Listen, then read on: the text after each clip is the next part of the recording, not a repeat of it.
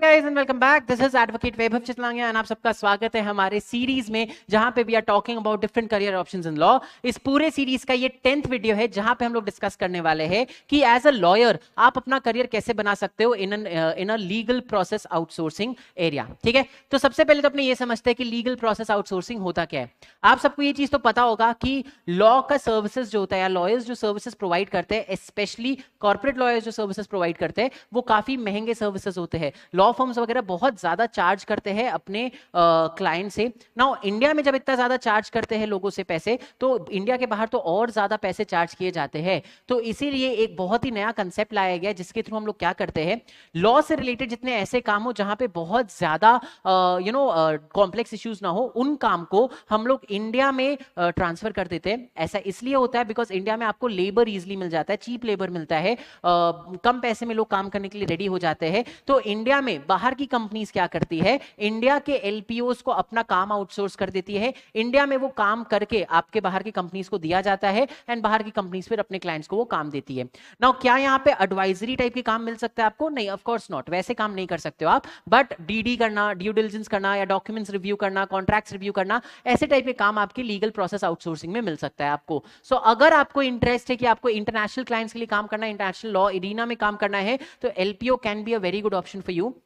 आइए जानते हैं कि एलपीओ के क्या फायदे और नुकसान है. एक बार आपने समझ लिया कि एलपीओ होता क्या है, तो इसके फायदे और नुकसान समझना भी बहुत बहुत बहुत डिफिकल्ट होता, बहुत बहुत बहुत इजी है एंड बहुत इंपॉर्टेंट भी है. तो एलपीओस में सबसे बड़ा फायदा ये होता है ना कि इंडिया में जितने भी एलपीओस है जो बाहर के लोगों के लिए काम कर रहे हैं, उन एलपीओस को as business process outsourcing, BPOs या एज कॉल सेंटर की तरह देखा जाता है, which is very very very not true.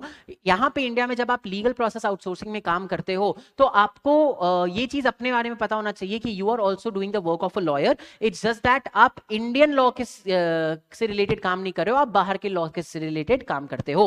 ना यहाँ पे काम करने के फायदे बहुत सारे होते हैं. सबसे पहले तो बिकॉज हम लोग एलपीओस को एक कॉर्पोरेट स्ट्रक्चर दे रखे हैं, एलपीओस के वर्क आवर्स जो होते हैं वो फिक्स्ड होते हैं. आप एक पर्टिकुलर टाइम पे जाते हो और एक पर्टिकुलर टाइम पे वापस आ जाते हो. सो एक बहुत ही अच्छा वर्क लाइफ बैलेंस आपको मिल जाएगा बिकॉज आपका जो वर्क आवर्स होगा वो फिक्स्ड होता है. सेकेंड, बिकॉज एलपीओ एक फास्ट ग्रोइंग और एक इमर्जिंग कॉन्सेप्ट है. अगर आपने किसी एलपीओ में एम्प्लॉयमेंट लिया और वहां पे आपने ठीक से काम किया तो एलपीओज में ग्रो करने का मौका बहुत अच्छे से आपको मिल जाता है. उसके ऊपर से एलपीओज का अट्रिशन रेट बहुत ज्यादा होता है, मतलब एलपीओज में लोग बहुत जल्दी जल्दी छोड़ रहे होते हैं. So if you stick around, अगर आप रह जाते हो किसी एलपीओ में और बहुत अच्छे से काम करते हो, तो आपको ग्रो करने का चांस बहुत ज्यादा मिल जाता है. अगेन एलपीओ में एक बहुत इंपॉर्टेंट चीज है, वो है कि आपका क्वालिटी ऑफ वर्क को अच्छे से रिवॉर्ड किया जाता है. आप जितना अच्छे से काम करोगे एक एलपीओ में, आपके बॉसेस को या आपके सीनियर्स को वो दिखेगा एंड आपको उसके बेसिस में रिवॉर्ड किया जाता है. So it's not as if आप जो काम कर रहे हो दैट विल गो अननोटिस्ड. आप एक फिक्स टाइम पे जा रहे हो, काम कर रहे हो, आ रहे हो और आपको इक्वल पैसा मिल रहा है, ऐसा नहीं होता है. एलपीओ में व्हेन यू स्टार्ट वर्किंग, आप जो भी काम करते हो उसको अच्छे से निगरानी रखी जाती है उसके ऊपर एंड उस काम को प्रॉपर तरीके से रिवॉर्ड भी किया जाता है. एंड एलपीओस में जो सैलरी मिलता है वो भी बहुत ही डिसेंट होता है. It will give you a very comfortable lifestyle.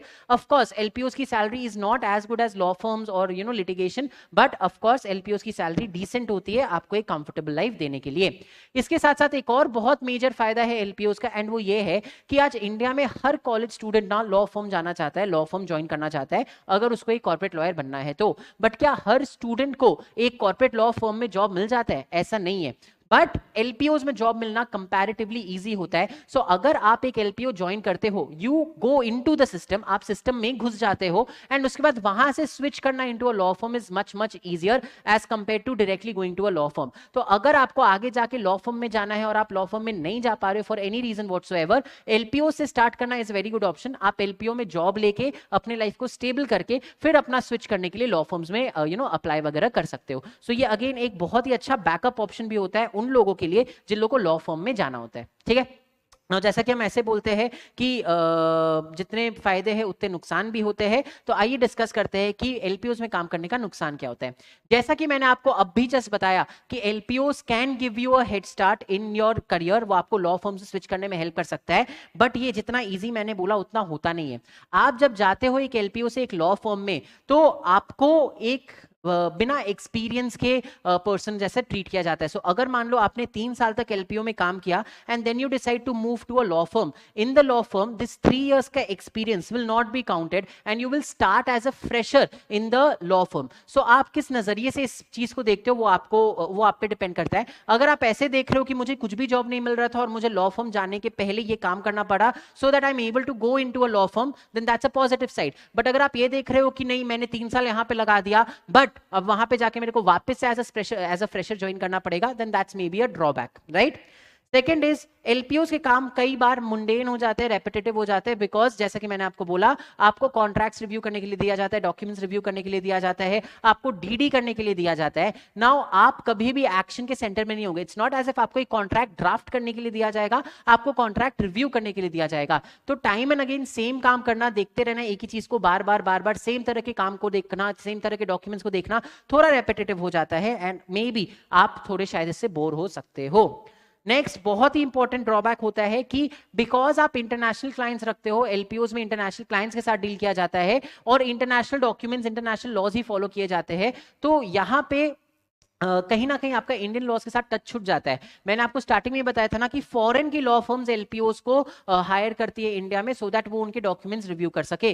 तो अगर आप एक फॉरेन लॉ फर्म के डॉक्यूमेंट्स रिव्यू कर रहे हो तो नेचुरल सी बात है आपका जो टच है लॉ के साथ, इंडियन लॉ के साथ, वो कहीं ना कहीं थोड़ा सा छूट जाएगा एंड शायद फिर आपको और डिफिकल्टी आ जाएगी in moving into a law firm.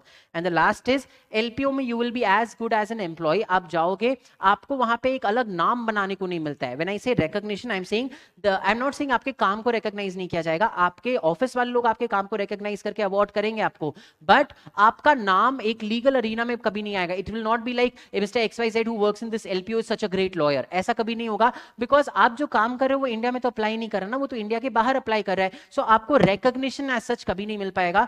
You will always be a person जो बिहाइंड दिस कर्टन रहेगा एंड वो कर्टन के अंदर ही रह के आराम से काम कर रहा होगा. सो कई लोग ऐसे होते हैं जिनको फोरफ्रंट में आने का मन नहीं करता, who want a comfortable life, उनके लिए ये बहुत ही अच्छा ऑप्शन है, बहुत ही इमर्जिंग ऑप्शन है.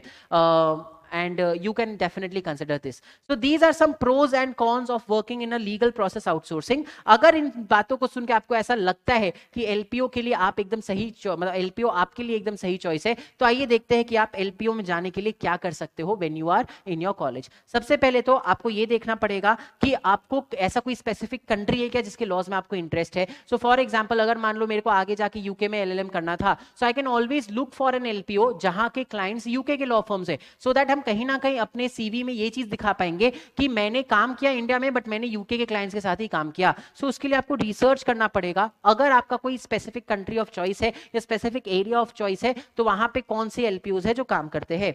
And second, you should start interning in LPOs from your law school itself.